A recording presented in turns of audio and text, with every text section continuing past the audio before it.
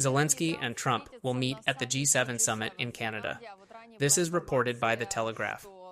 Earlier, it was reported that a meeting could have taken place at the NATO summit, but now it is not planned, allegedly due to the risk of conflict. Russia is threatening the countries of the alliance. The threat is growing. We talk about the latest events with Sergei Aslanyan, host of Khodorkovsky Live. Sergei, hello. Hello, nice to see you. Likewise. Thank you for joining our stream. I remind viewers that this is a live broadcast on YouTube. Please like it. We have a working chat. Write comments and questions to the guest. I will ask the most interesting ones on the air. Sergei, my first question is for you. Putin congratulated Trump on his birthday, noted that he could become a mediator in the Iran-Israel war. What will this mediation give Putin, in your opinion? Между прочим, отметил, что Путин может стать посредником в ирано-израильской войне. Вот это вот посредничество, что оно даст Путину, по-вашему? The 1979 Iranian Revolution had unexpected consequences for the Soviet embassy in Tehran. Many received Red Banner awards for their role. Russia's deep involvement in Iran dates back to 1941, when Soviet and British forces occupied the country. Following the Shah's mysterious death, Iran was effectively under the joint control of both powers. Today's critical military and political ties between Russia and Iran stem from those historic roots, something Ukraine now feels the impact of. В 1941 году войска советские, РКК вместе с британцами вошли и аннексировали. Тогда Шах почему-то так получилось, что нечаянно умер. И Ирана не существовало как самостоятельного государства, а находилось под протекторатом двух союзников по международной коалиции антифашистской. И правили Ираном англичане, английская военная комендатура и советская военная комендатура. Знаменитые августовские бои 1941 года рабоче-крестьянской Красной Армии в Иране. That is, August of 1941 was just when the Germans were approaching Moscow, when part of Europe was Soviet, part of Europe was captured, when Minsk and Kiev fell, August, and part of the Red Army at that time was busy killing Iranians. Since then, this territory has been part of the natural orbit of geopolitical interests, just as Ukraine now feels its natural interests. The same thing happened with Iran. The Red Army was driven out of Iran later in 1946 with great difficulty because there was nothing to do there. It was time to return at least some minimal statehood to Iran. For this, special events were organized within the framework of the Cold War, when the Soviet Union finally retreated from there. But in 1979, the Soviet Union took part with great pleasure in the Islamic Revolution, in the coup d'etat, and since then has been keeping an eye on the region.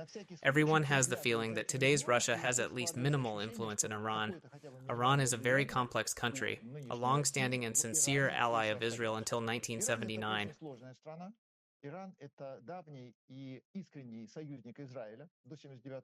These were two non-Arab countries in the region that naturally extended a hand of friendship to each other because they had to confront absolutely the rest of the Arab and Islamic world.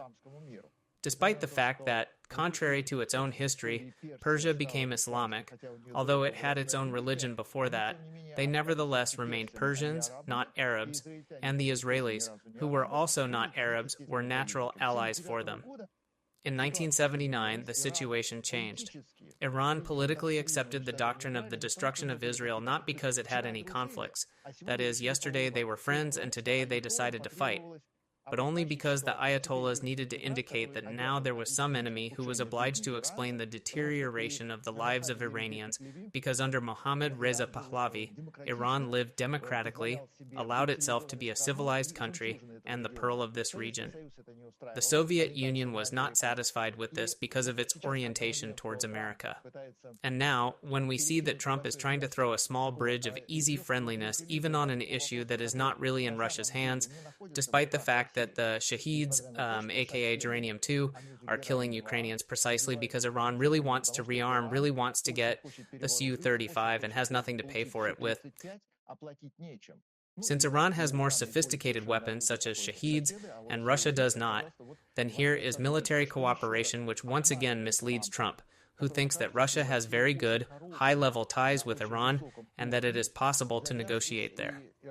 Therefore, if suddenly it is necessary to launch a process of pacification of both sides, Israel and Iran, Russia can act as a mediator. In fact, nothing like this can happen. But Trump's position is not that he knows that Russia has weight in Iran. This is not true.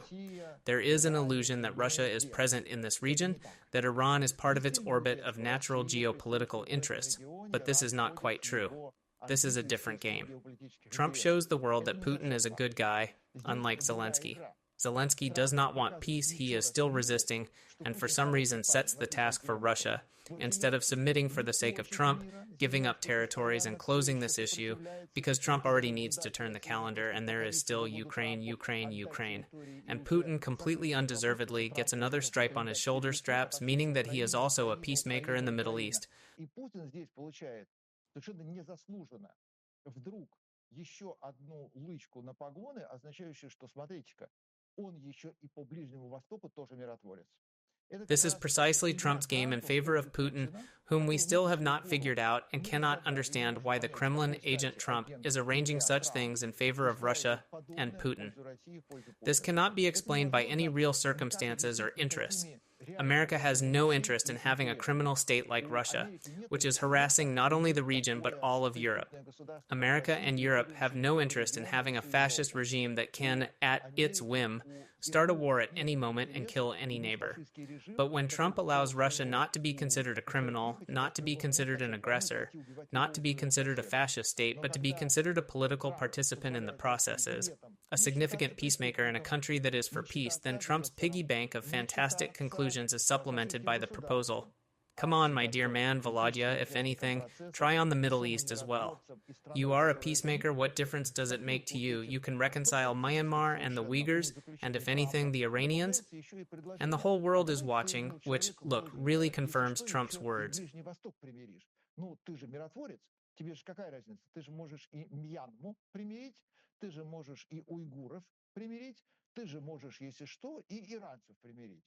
И весь мир смотрит, что, смотрите-ка, действительно подтверждаются слова Трампа.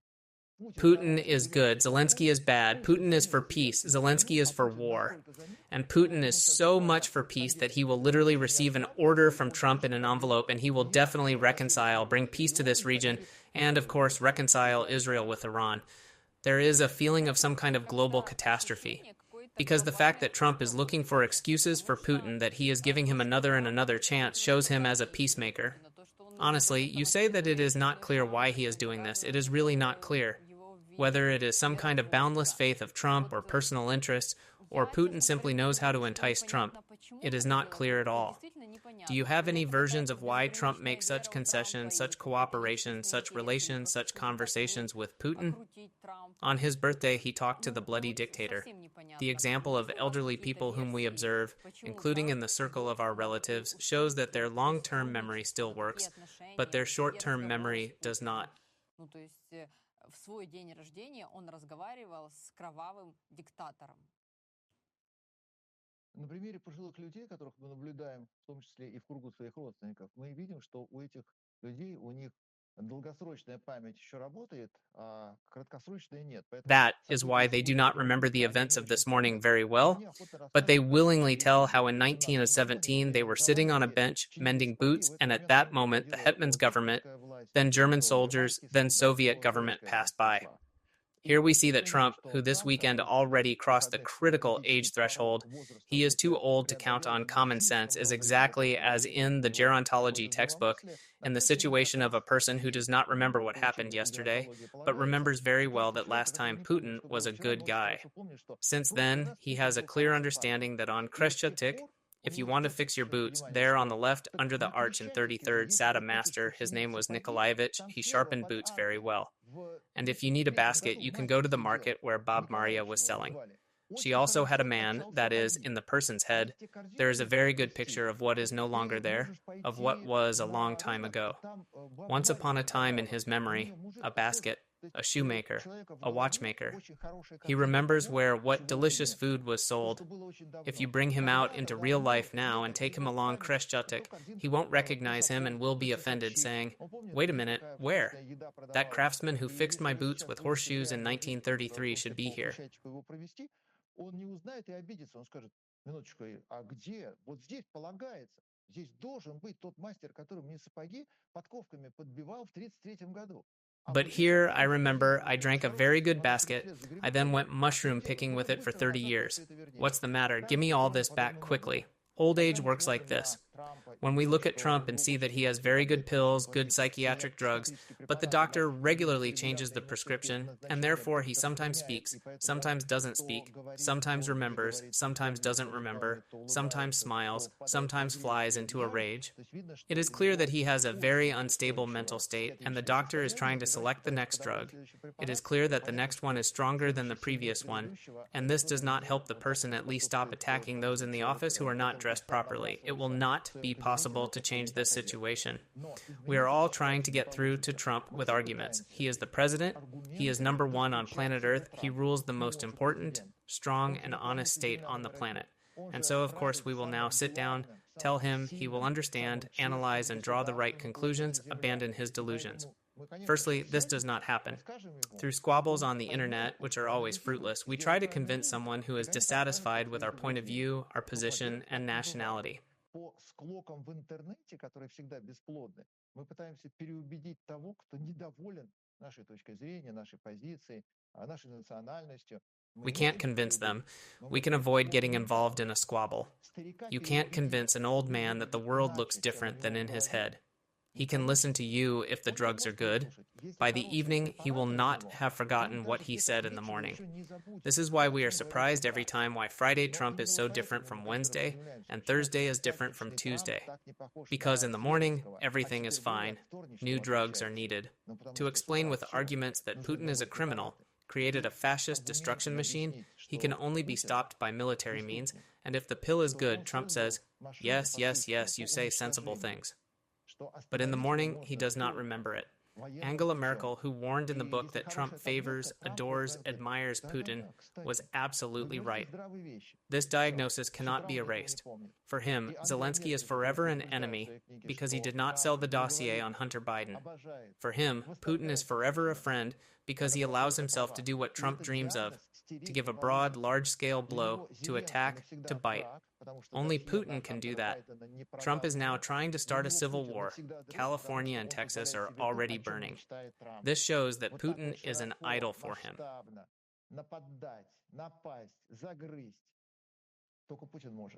Трамп пытается сейчас устроить гражданскую войну, уже Калифорния полыхает, уже Техас полыхает. Это как раз говорит о том, что Путин для него кумир.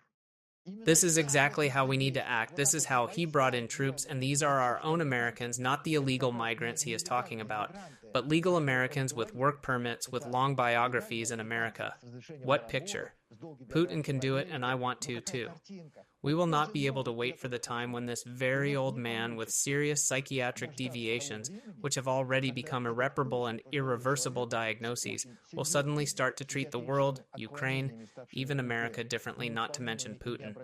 The chaos he has created shows that the world is collapsing. America is ceasing to be a support, ceasing to be the hope of all mankind. It used to seem that if you are not a fighter, run to America, there is salvation. It used to seem that if you call America for help, it will sort things out, save, feed the country, reason with the dictator, resolve the issue.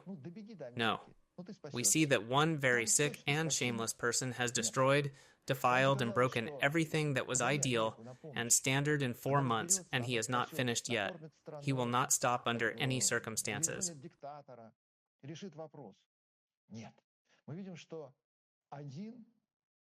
Очень больной и очень бессовестный человек за 4 месяца изничтожил, изгадил и изломал все то, что было идеалом и эталоном. И он еще не закончил. И он ни в коем случае не остановится. He has always been like this. He has reached the point where he can now be natural. The picture of his nature includes not only the destruction of America, which he does not like, because the current America of 2025 is far behind the one he remembers in his youth and childhood. He values that America with genes sown in America, with cars assembled in America, with migrants and, among other things, racism, when the white man was the titular one, and all the rest were second-rate. In this picture of the world, under which America is now being destroyed, under which 2 countries are moving backwards, Russia in the Middle Ages and America, in the years of the very sick Trump's youth, It does not change in any way on its path. Trump will bring this to the end exactly as far as his strength allows, as long as he does not get hit just to the right of the ear, as happened last time. Until he is impeached and sent back to prison where he belongs for his latest and proven crimes, America will continue to be destroyed, the world will continue to collapse, and Putin will remain a peacemaker. Пока импичментом его не прогонят и не посадят обратно в тюрьму, где его место за последние преступления совершенные, а также за те, которые доказаны, Америка будет продолжать уничтожаться, мир продолжит рушиться, а Путин оставаться миротворцем. Вопрос в том, вот вы говорите, Трамп помнит то, что было там в 33-м. The question is, you say, look, Trump remembers what happened there in 33. Roughly speaking, yes. But when Putin was a good guy, that's when Trump could remember him as a good guy, if such a story really exists. From my memory, from my understanding, from what I know and heard in Putin's interviews, he was never a good guy. For Trump, who hasn't looked into it, he is exactly the same as Putin. He sees the world in folders, in the form of reports placed on his desk. There was a period when Russia, still by inertia after Yeltsin, joined the WTO, played by the rules and behaved decently, opening the gates, including for American business because Ford came to Russia, General Motors came, Federal Mogul came, companies came that made money on Russia. Russian oil played a very serious and significant role, contributed to the economy of the United States of America, especially since just recently. And Trump remembers this. There was a ban on the development of oil fields in America. America figured out how much oil it had, and in America, oil was not extracted under any circumstances. It was a strategic reserve. Then the situation changed, and Russia's role as one of the largest oil sellers, not the largest, far behind Saudi Arabia and the Emirates, is nevertheless a significant player that is distinguished by loyalty, compliance, and allows people to enter its oil fields, among other things. It is a very profitable partner, and Trump remembers this.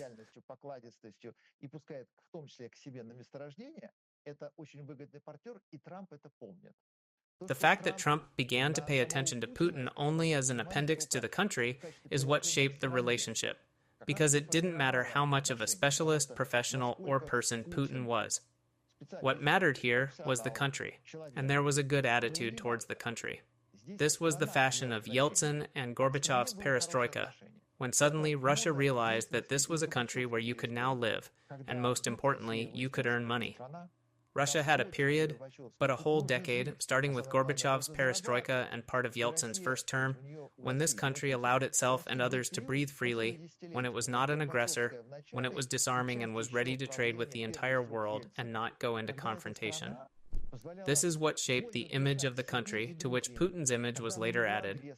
Therefore, analyzing Putin, we understand that he was never anything but a scoundrel for a second. In childhood, adolescence, college, in the KGB, as president. But for the rest of the world and for Trump, who doesn't care at all whether it's Putin, Xi Jinping, or anyone else, people he's seen but had no intention of studying or comprehending, there's a focus on these leaders. If at some point he formed the attitude that Russia is not bad, then anyone who was attached to this Russia, first Yeltsin, then Putin, automatically began to mean the same thing. Unfortunately, an equal sign was put between, in general, a good Russia and any person who represented it, including Putin. So regarding Putin, in the folder, and also in the head, what's even worse, there's a little tick, a good guy. И вот если у него в какой-то момент сформировалось отношение, что Россия это неплохо, то и любой, кто к этой России прилагался, на тот момент Ельцин, а потом Путин, стали автоматически означать то же самое. К сожалению, был поставлен знак равенства между, в общем, неплохой Россией и любым человеком, который ее представлял, в том числе Путин. Поэтому по поводу Путина в папочке, а также в голове, что еще хуже, есть такая маленькая галочка «хороший парень». That is, now the task is to whitewash. Do you see the similarity of Trump's rhetoric in the Iranian, Israeli, and Russian-Ukrainian conflicts? I see that he has a very strong situation with Israel, which he cannot change in any way. His daughter is married to an Israeli, and she converted to Judaism and has very serious and competent conversations with her dad about who is good and who is bad. If the position with regard to Ukraine is Zelensky is bad because he did not sell me Biden, and therefore he is clearly good, then with regard to Israel, everything is just right. Israel is good. Israel needs help. But if Trump were a strategist, if he understood politics at least a little, then America's current assistance would be more tangible. And this statement by Trump that we will not allow Supreme Leader Ayatollah Khamenei to be killed, but we are not going to listen to Israel. This is an attempt by Trump, whose legs have already been pulled out in front of the planet more than once to show control. Nobody asked America whether Israel should attack Iran or not, and Trump, as always, says in hindsight, this war would not have happened if I were president. Oh, but I'm already president, so it's like this. I saw everything, I heard everything, I approved of everything, but I'm a peacemaker, I'm a good guy. So what did you say? Ayatollah Khamenei? Yeah, don't kill him. Who's asking you? This is an attempt to catch a departing train and shout, I have a ticket, train, stop, 1, 2.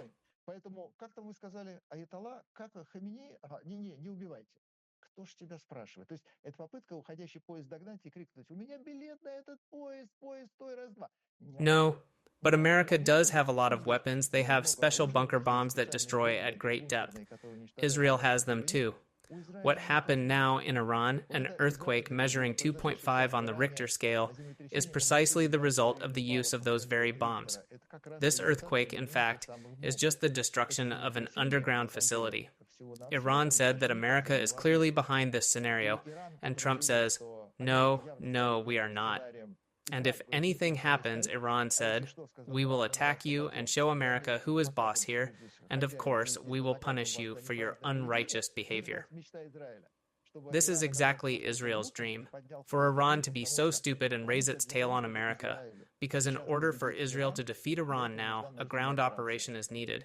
We will have to destroy Iran's nuclear potential, its deep-lying uranium enrichment plants at the very least by landing, or better yet, by having the Americans come in and turn Iran into a desert like Iraq, because it is very difficult to cure this cancer. And there is a serious amendment here. There is a huge difference between the Gaza Strip and Iran.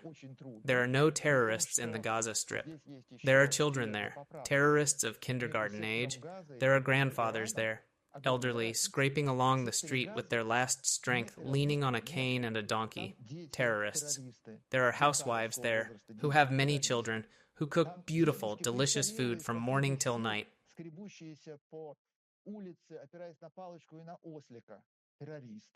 Там домохозяйки, у которых много детей, которые с утра до ночи готовят красивую вкусную еду. Terrorist women, not to mention everyone else. So in the Gaza Strip, the issue is being handled in an understandable way. About Iran, not everyone is in favor of the bloody regime of the Ayatollah. And it is not by chance that there is talk that the Ayatollah may now, like Bashar al-Assad, run away to Russia and buy himself a couple of palaces. Because if Israel is not prevented, Israel will push Iran to change the state system in the next 2 weeks, especially since the ruling Pahlavi dynasty is in exile, and the last crown prince, Shahzadeh Reza Pahlavi, lives in America. He is, after all, a political figure and has a right to Iran. If the Ayatollah finally dies and the Shah of Iran returns to Iran, it will be a very different country. A ground operation here is desirable. Trump, purely politically, is now making a very important and serious mistake. It is possible to cure planet Earth from Iran by doing not the same thing as with Iraq, precisely because Iran is Persia, the great Persia, in which Persians live. They are a very different people, not Arabs, and the Islam imposed on them is not close to everyone. This country can have a civilized future, including an alliance with Israel. For this to happen, it is necessary to first quietly and then loudly help Israel.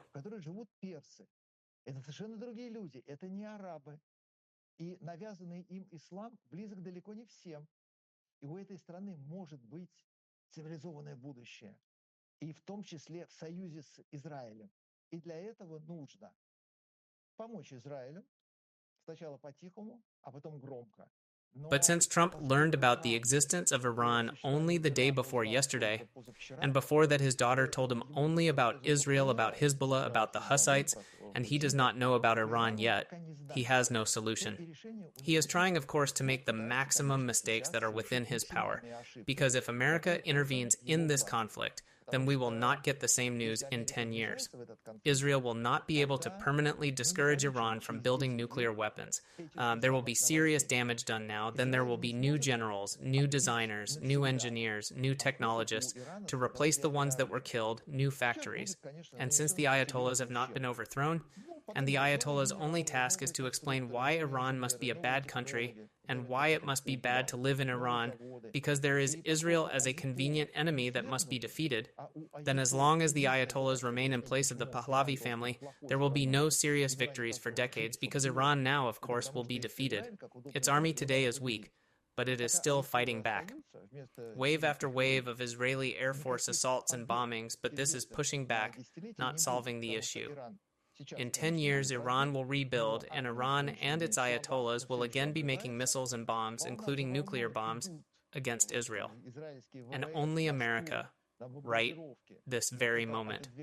Israel started it, and America can finish it. America is able and has the right to solve this issue and help very much because, for example, you cannot help the people of Gaza, but you can help the people of Iran because they are fundamentally different people. The fact that Iranians now look like enemies in front of the whole world is because they are unhappy and occupied. The Ayatollahs conquered this country, took it away from Iran, and the poor Iranians have to go to demonstrations shouting that hands off the nuclear program, that Iran has it right, that America is bad, Israel is even worse. And most importantly, Trump doesn't want to realize this. In 10 years, Iran, which will continue its nuclear program, will finally be able to combine a missile of the right range with a nuclear payload. The first shot, and not the fact that on Israel, although it was declared exactly on Israel.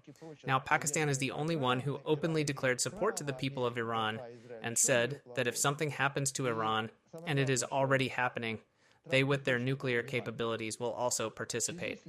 Of course not, but Pakistan has shown that it is a staunch ally, and Pakistan has an enemy, India. And Iran, which will develop delivery vehicles in 10 years, can first of all, paradoxically, shoot at India.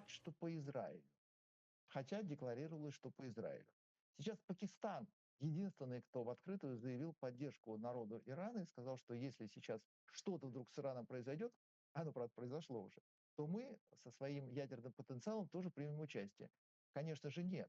Но Пакистан показал, что он верный союзник. А у Пакистана враг Индия. И Иран, который создаст через 10 лет средства доставки, первым делом может совершенно спокойно отстреляться, как ни парадоксально, по Индии. And he actually has official targets. There are 3, which we pretend not to know about. Official target number 1 is Israel, the lesser Satan. The big Satan is America. If Trump doesn't stop the Iranian nuclear program by force now and change the power in Iran, there will be several nuclear attacks in 10 years. It is quite possible that India will be found, certainly Israel, and quite possible America. But there is another target that is on that list of 3 countries, Russia.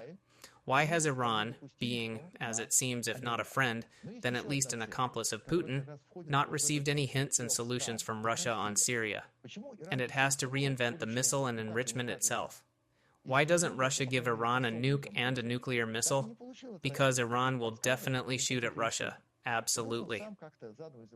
Iran, 79. Orders of the Red Banner of Combat received by embassy workers for the Ayatollah's coup d'etat does not mean the score is zeroed out. When Iran didn't exist from 41 to 46, the Russians did. Ahmadinejad in 79, as a student and later president of Iran, when the Iranians went to smash the American embassy, suggested they go to smash the Soviet embassy. Это сделали русские. И Ахмадинежад в 1979 году, будучи студентом, впоследствии известный как президент Ирана, когда иранцы пошли громить американское посольство, он предлагал как раз пойти громить советское посольство. Despite the fact that all these pogroms were, among other things, inspired by the Soviet embassy in 79th year, when it was very desirable to overthrow the Shah and different ideas were arising, whether it was Sevruga or revolution, the question was considered, will they hit Russia? Because in the 79th year, the acuteness of hatred and perception of Russia, as in Prague, was exactly the same as in the 41st year. It will be the same in 2025. Why didn't the Soviet Union and Russia allow Iran to have nuclear weapons? Because it's bound to come. It's not that Trump doesn't know about it, he can't even think about it. So now, when the Americans with their fleet quickly came closer to Israel and said, Ayatollah, do not touch, we will not interfere. We are not attacked, so we have peace. And if anything, go to Putin. He is also a peacemaker. He will surely reconcile everyone. This is a strategic mistake because in 10 years, everything will be repeated. But there will be another round of development of Iran, and it will fly to other countries. Now we see that, to our great regret, Israel has begun to miss ballistic missiles.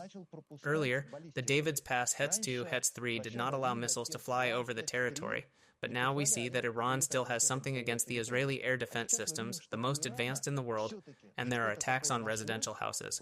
This never happened before, especially not in such numbers.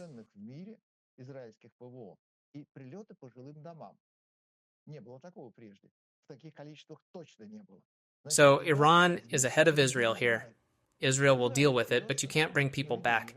And even though they're mostly stubborn old men, you can't bring people back. Iran has figured something out, and Israel doesn't know yet. But Israel is very effective. It is destroying Iran's armed forces. And America, which now with all its potential, to the president who rules this country, could solve the Iran issue and ease the situation in the region by changing the balance of power, because in Iran's internal politics, Israel will have to intervene, but it is too serious and a very long operation. America could do it faster, cheaper, and easier. Израиль будет вынужден вмешаться, но это слишком серьезная и очень долгая операция. У Америки получилось бы быстрее, дешевле и проще. Sergei, we now have viewers writing in the chat room that this is a recording, and therefore you should not ask questions. Dear viewers, this is a live broadcast. We are talking to Sergei Aslanyan in real time, so please write your questions. I will definitely ask our guests the most interesting ones. Thank you for being active, for following, and for sharing your opinion. They say this is a recording. It's not. Be active. Thank you very much. Sergei, let's continue our conversation. Let's move on to the topic of Ukraine. Do you think that the Iran-Israel war, to what extent has it overridden the interest, the help, the speed of reaction, the urgency that used to be shown towards Ukraine, including the imposition of sanctions? It feels like all of this is taking a back seat. And who benefits from this picture?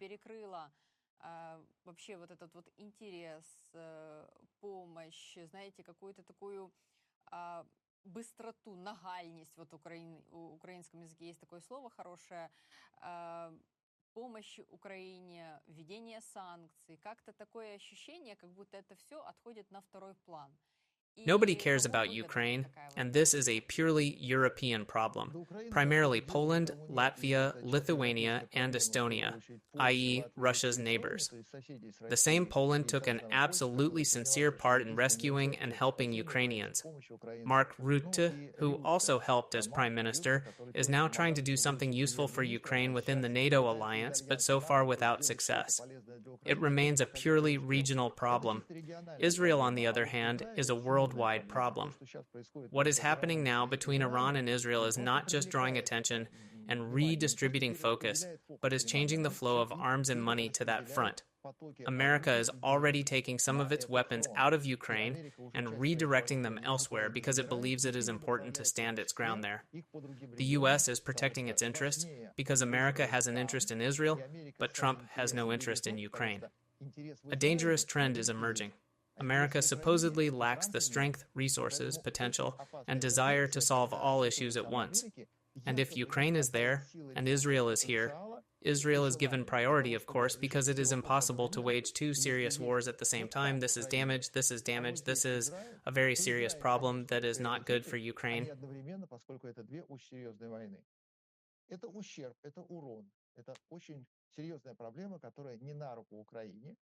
In principle, it is not good for anyone because Israel will get its way, regardless of what America says or what the world community is seething about. Israel is good in this respect. It understands perfectly well that it is starting to swim beyond the buoys, and in no case should it stop. All the others have not yet been able to formulate their benefit. It is no accident that Putin is silent as usual. He is again at a loss. He still hasn't figured it out, despite the pass Trump has given him. Is it good or bad? Can it or can't it? Is it his or isn't it? He had a good relationship with Iran on the one hand, but now it probably means that right this second, the factories for the production of weapons that Iran supplied to Russia, among others, are being destroyed. And the Shahed, missile, and artillery factories are now under attack, and so the military stream of aid from Iran is being cut off. Iran wanted to get Su-35s from Russia in order to use them against Israel, among others. Some of the pilots were trained, several machines were delivered, but we can see that this was not realized. The Israelis acted brilliantly, and their pilots defeated the Iranian ones.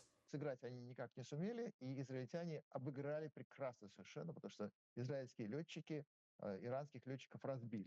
In Iran, by the way, when there was a war with Iraq, the Iranian Air Force and Army did not wait for orders. They went into battle themselves because they were defending their homeland. And now everybody was sitting around waiting for orders, and there were no orders. They were defeated. A completely different situation inside the country. But no one knows how to take advantage of this, except America, which, as always, spoiled everything. America has stopped supplying and supporting Ukraine, and it is not by chance that the Minister of Defense said that no serious assistance to Ukraine from the United States is planned in next year's budget, because at least this way, we will make this war stop, even if it means that Ukraine will not exist at all. After all, the goal is not victory, but the absence of war, and it can be achieved, for example, through the absence of Ukraine. If this vector was taken even before the Iran-Israel war, now it has only intensified. America is not straying from this path. The U.S. will continue to make moves in Israel's favor, while, as always, trying not to let it finally win. Fortunately, Israel is not listening, and its potential in this war is far more serious than Ukraine's potential in the Russian-Ukrainian war. It's going to get worse from here. And after a while, Putin will probably figure out that in this war, he can at least say or create an impression, let alone act.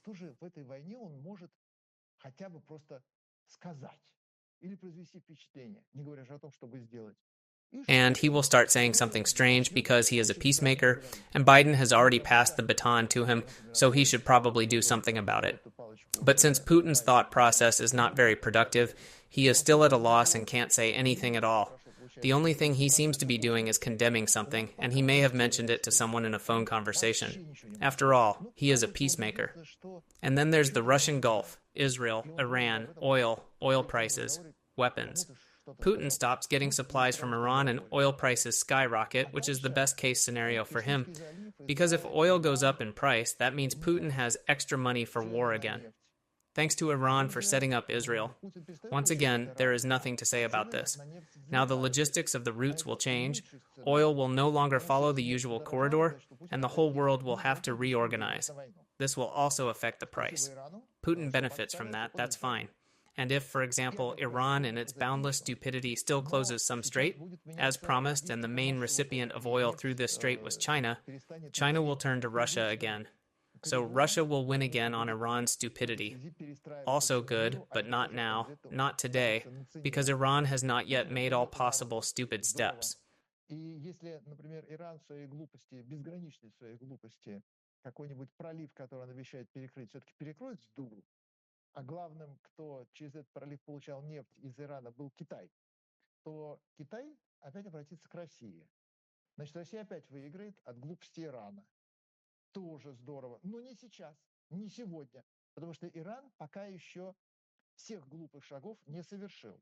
Of course, he is going the right way, digging his grave deep and thoroughly, but he has not dug everything yet.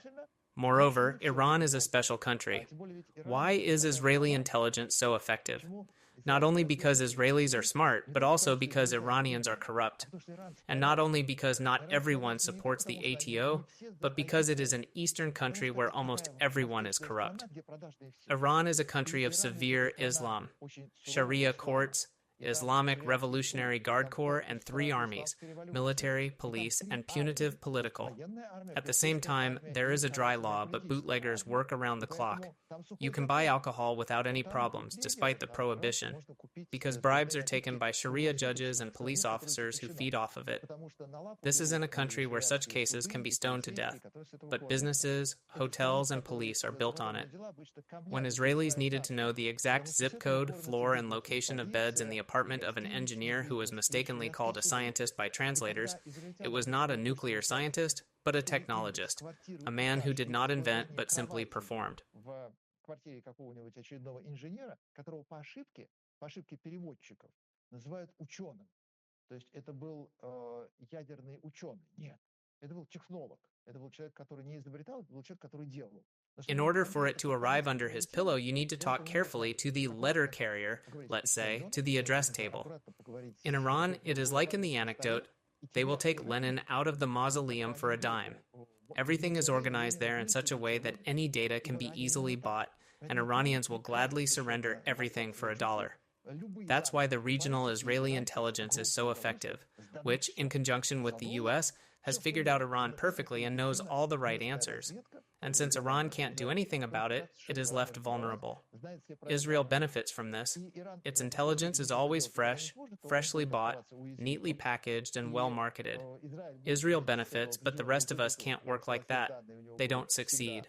Therefore, the current conflict will have consequences of the first, second, third, fourth, fifth order. And if we don't change the ruling regime in Iran, in 10 years we will be discussing the same problem again, word for word.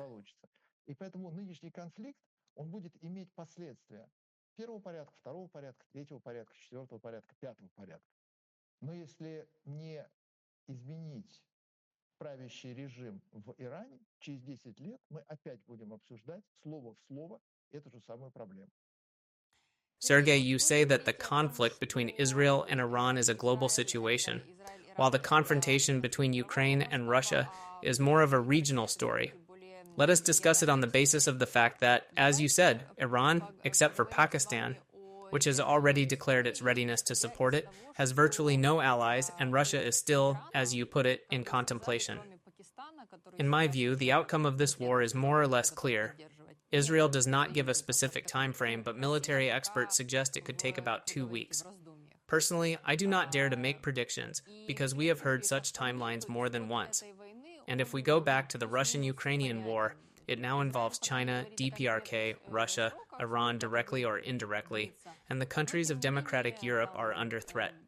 The US is now acting as a mediator. As long as Ukraine holds the front, as long as it fights and stands, the situation remains. But if at least Estonia is threatened, as intelligence warns, it will already be a real-world conflict. Китай, КНДР, Россия, Иран был. Под угрозой стоят страны демократической Европы. Соединенные Штаты сейчас выступают как посредник. Пока Украина держит фронт, пока Украина борется, пока Украина стоит, если будет угроза еще хотя бы там для Эстонии, как об этом говорят разведки, то это уже станет реальный мировой конфликт. Let's look at how justified it is that the Russian-Ukrainian war is being relegated to the background while Israel is making headlines. Israel is so strong, right, and convincing that even those who are not Jewish, have no interest in Judaism, and have nothing to do with it are ready to cheer for it, simply because Israel is good. And Iran, frankly, is annoying. Those crazy old men in turbans brought the country to a standstill a long time ago, and not only Iran, many countries are also fed up with their methods. This is especially evident in Iran, and Israel, which has taken up the task of healing the country, looks like a strong and correct leader. Israel has always been a country that is impossible to pass by. Small, yet formally developing in status, it has always been among the strongest in terms of political influence, economy, and industry. In the bouquet of world leaders, Israel was one of the conspicuous colors. There were always conflicts around it, and Israel knew how to fight back, sharply, beautifully, and without hesitation. Причем она же по статусу своему, она же идет в категории развивающихся. А по политическому влиянию, по экономическому эффекту, по промышленному уровню, она была наверху, она была в пучке сильнейших. Вот этот букет из прекрасных цветов, там как раз был один из цветочков, это был Израиль. И про Израиль все всегда знали. Вокруг Израиля всегда конфликт, и Израиль всегда наотмашь дерется и так дает сдачи, настолько красиво. One war, despite the fact that it is still a war, with Israeli units killed, defeated, nevertheless always looks victorious, always ends in Israel's favor. Therefore, Israel is in plain sight, in the ear, understandable. All the more, the anti-Semites do not let us forget, they also gladly draw attention to Israel. Everyone knows Israel, and no one wanted to know Ukraine. Well, somewhere there, among other countries, there was some... Where is it, Serbia? Yeah, they found it on the map. Montenegro, Albania? Who cares about Albania? Nobody. And then there's Ukraine. Something seems to be happening. Democratic elections, presidents are doing well. And then, war. And the neighbors shuddered, understood, saw. But Europe didn't. Politicians? Macron, for example, for 2 years called Putin from a phone booth. Putin, what are you doing? Come to my place. Let's drink wine. But he had no success. What was he doing? Narcissism. Was he preparing France for war? No. Did he prepare it for a new geopolitical reality? No. Was he going to do anything? In words, yes, he was in favor of Ukraine, even allocated some money, participated in summits. But in practice, nothing, no result, because it simply does not concern him.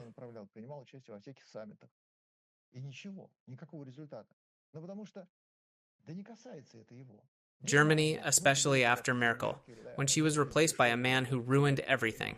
The whole country, German politics, industry, the same Scholz, already forgotten, no one needs, erased from history, whom no one even remembers by name. He did not perceive Ukraine as his pain either, although yes, Germany is close by, it seems that it should take part, express its deepest concern, so he did. He accepted refugees, wrote the longest military check, but he didn't give a damn about Ukraine. And this is not the case with Israel. No one ever gives a damn about Israel, including because it has always presented itself as a state that you can't pass by and spit on. And for a long time, Ukraine remained somewhere in the region with its own problems, an economic partner, a country from which nuclear weapons were taken away just in case, because at that time Ukraine was not believed in. Russia stomped its feet. Ukraine's hands were twisted and they said, Ukraine, you're not in your right mind, a country girl. Why do you need a nuclear cudgel? Give it to your uncles. And in response, if anything, we will stand up for you. You see, we even wrote the papers. It's written in black and white. If someone attacks you, we'll...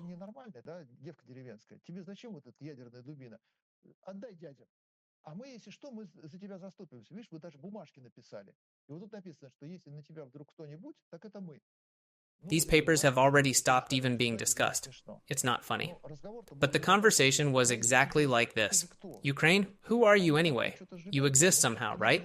Probably at the level of Albania. And who is interested in Albania? You open the newspaper. What happened in Albania? And you turn the pages because nothing interesting can happen in Albania, and it doesn't concern you. Ukraine has been fighting for 3 years. During this time, it has become the most visible country on the planet. Before everyone's eyes, a rapid formation of the Ukrainian nation took place, the existence of which no one really thought about, let alone acknowledged. And now, this is the Ukrainian people, the Ukrainian nation, the Ukrainian state. These are the armed forces of Ukraine, which, being the second army in the world, give such a rebuff in combination with intelligence and sabotage activities that one can only applaud and include it in textbooks. Ukraine's 30-year presence in international politics does not compare to the last 3 years. Over these 3 years, a conscious understanding of Ukraine has been formed among its neighbors, Poland, the Baltic states, Moldova, and France, far away. Germany, also far away. We see Hungary and the Czech Republic, Slovakia, both Hungary and Slovakia express their positions with appropriate rhetoric. У стран Балтии, у Молдовы. А Франция далеко. Германия далеко. Мы видим, что Венгрия, Чехия, Словакия, Венгрия по ее риторике, Словакия по ее риторике. They seem to understand everything, but they are also far from believing that it can directly affect them. Decent people should be against concentration camps. We are against. Should support Ukraine. We are for. Should help. We are helping. But this pain is not their own, not sincere. That is why now, when the vector of political interest and newspaper headlines are shifting towards Israel, everyone is rushing there. They say, it is interesting there. Look, Israel, the very one. It is nice to root for them. What aviation, what intelligence. Well done. They can do this and that, both here and there. But they have tolerated Ukraine for a long time, tried to deal with it, but it still does not end. And now in Poland, at the level of rhetoric, a political shift is observed. They say, enough of helping. We are tired, fed up. And Hungary openly declares, enough is enough, after all.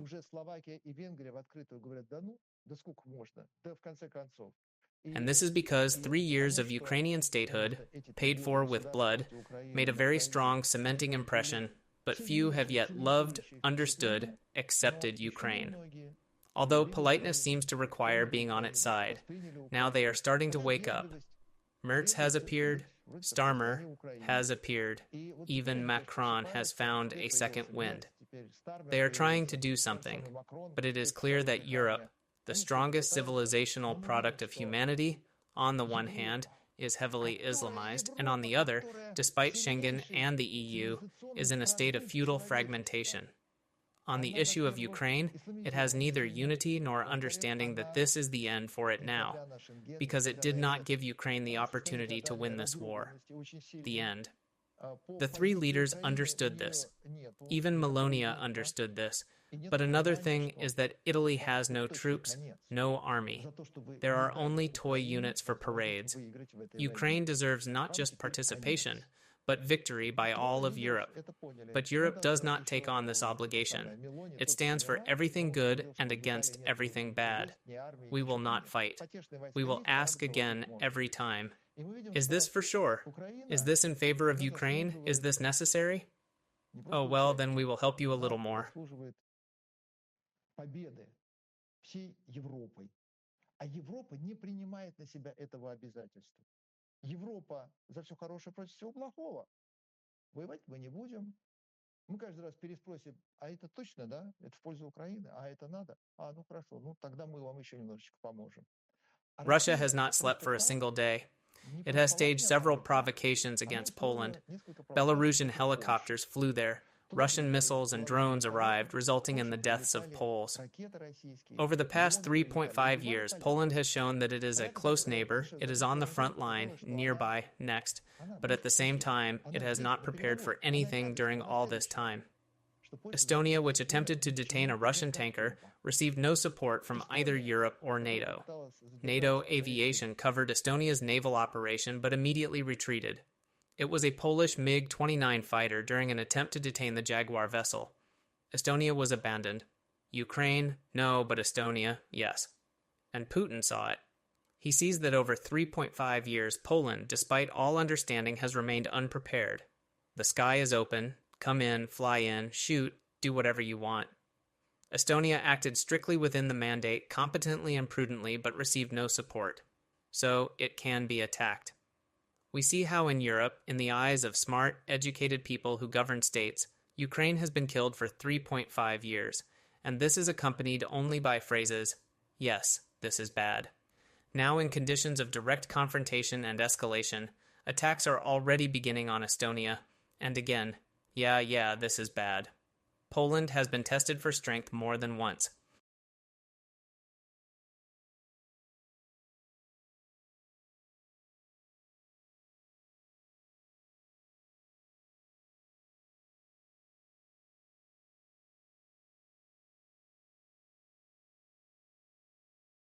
Yeah, that's bad, but nothing has changed.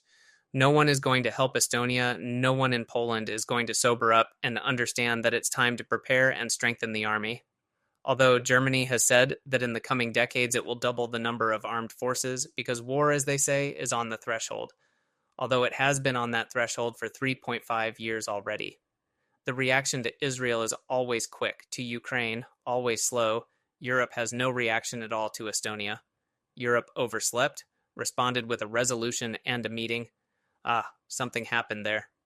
NATO said, Estonia, we are analyzing the mistakes and preparing. We will not allow it next time. The fifth point of the treaty is in effect. We are with you. But it is not in effect. And Russia was thoughtlessly shown this. Russia calmly made a note. Europe in 3.5 years of war not only did not learn, but also did not take the threat seriously, abandoned Estonia at a critical moment, and Poland, despite understanding what was happening, is not capable of anything. So the way is open. Europe remains lightning fast in its support for Israel, but in relation to Ukraine and others who may be next, it has not shown itself in these years. When Putin attacks Estonia, and it is only a matter of time, NATO, the EU, the US will meet, concern will be voiced, and an urgent note will follow on the withdrawal of Russian troops from Estonian territory.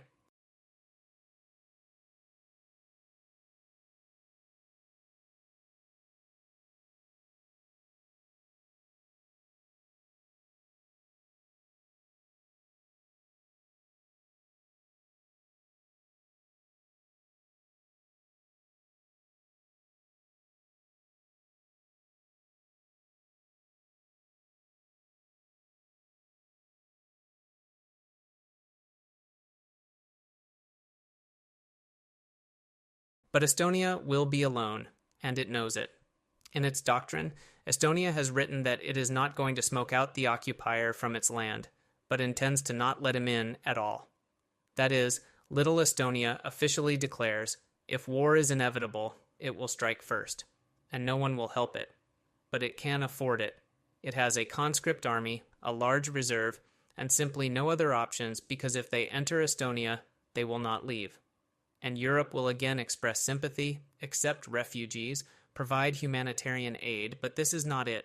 This is not part of the plans of Estonians, of whom there are very few and who have no other land. They will not be able to create a government in exile. They only have what they have. Putin knows that no one will help Estonia. He just received confirmation of this. And Europe will do nothing, just as it has not allowed Ukraine to win the war for 3.5 years. There is no other way to resolve this conflict except to allow Ukraine to win. But Europe does not want this, does not recognize it, does not see it, and pretends not to realize it. Unlike Israel, which is worried about, supported, which makes its own decisions and acts. The Israelis are great, they do not ask permission from America. But the Ukrainians are forced to ask, the Estonians are forced to ask, the Poles, Romanians, and Moldovans, everyone is forced to ask, and they will not wait for an answer.